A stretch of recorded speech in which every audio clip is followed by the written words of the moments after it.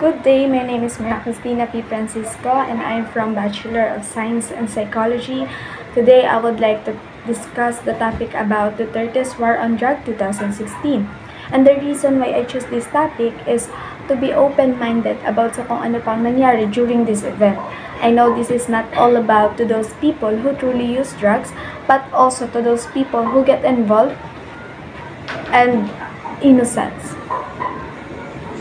Since taking office on June 30, 2016, Philippine President Rodrigo Duterte has carried out a war on drugs that led to the deaths of over 12,000 Filipinos to date, and mostly urban people. At least 2,555 of the killings have been attributed to the Philippine National Police. Duterte and the senior officials have instigated and incited the killings in campaign that could amount to crimes against humanity. And research has found that police are falsifying evidence to justify the unlawful killings. Kahit ganoon ang nangyari, pinagpatuloy pa rin ni Duterte ang kung ano ang vow niya sa campaign. Ang digmaan kontra droga ni Duterte ay isang kampanya na nagsimula noong 2016. Naglalayong sugpuin ang pagpapalaganap ng iligal na droga sa Pilipinas. Ang kampanya ay nagresulta ng pagkamatay ng libu-libong mga tao, karamihan sa mga ito ay mga mahihirap na mamamayan. Ang digmaan kontra droga ay naging kontrobersyal dahil sa mga ulat ng mga extrajudicial killing at mga paglabas sa karapatang pantao.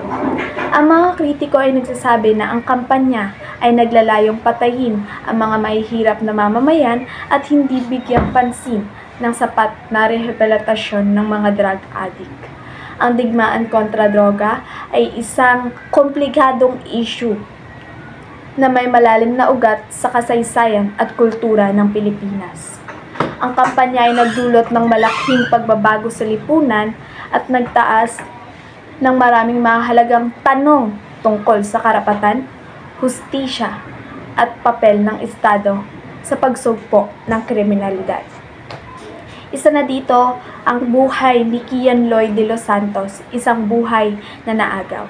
Si Kian de los Santos pinanganak noong May 26, 2000 at siya'y namatay noong August 16, 2017. Isa siyang 17 years old na estudyanteng Pilipino na ang buhay ay trahedyang naagaw sa panahon ng digmaan kontra droga sa Pilipinas.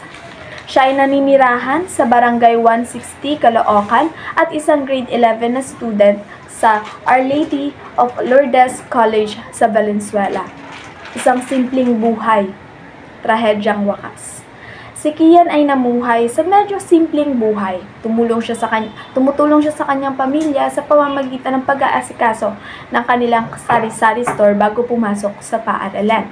Inilarawan siya ng kanyang mga kaibigan bilang masiyahin, palabiro at isang joker, isang taong laging nagpapatawa sa kanila. Siya ay isang mabuting estudyante. Kilala siya sa kanyang pagiging matulungin at tahimik na ugali. Napansin ng kanyang mga guro ang kanyang dedikasyon sa pag-aaral. Pinangarap pa nga niyan maging isang pulis. Ngunit ang kanyang buhay ay nagbago ng malaki noong August 16, 2017.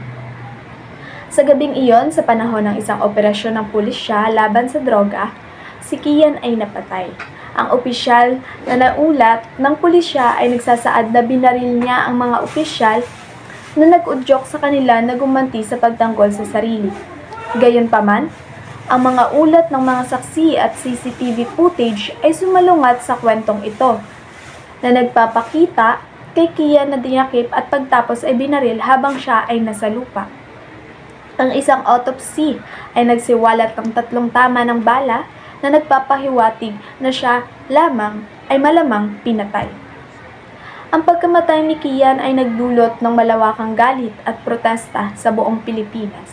Ang kanyang kaso ay naging simbolo ng mga labis na pagkilos at pag-abuso na naganap sa panahon ng digmaan kontra droga ng administrasyong ni Duterte.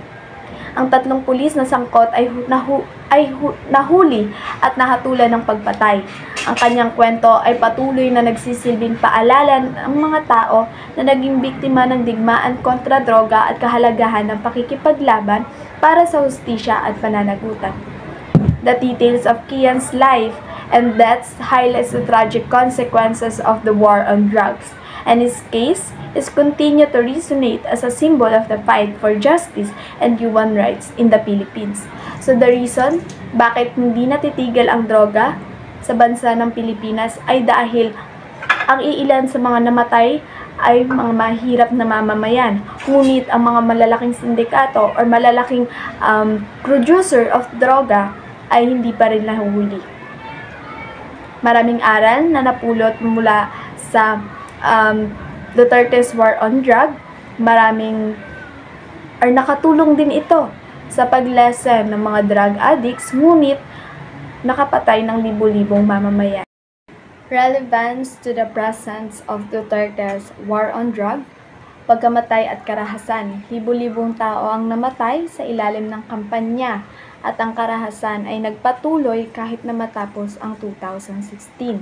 Ang mga pamilya ng mga biktima ay patuloy na naghahanap ng hustisya. Paglabag sa karapatang pantao. Ang mga paglabag sa karapatang pantao ay patuloy na pinupuna ng mga organisasyon ng karapatang pantao at ng internasyonal na komunidad. Pamamahala at politika. Ang mga patakaran at retorika ni Duterte ay nag-impluwensya sa mga kasalukuyang lider at mga patakaran ng gobyerno. Ang mga isyu ng karahasan at paglabag sa karapatang pantao ay patuloy na naging kontrobersyal sa politika.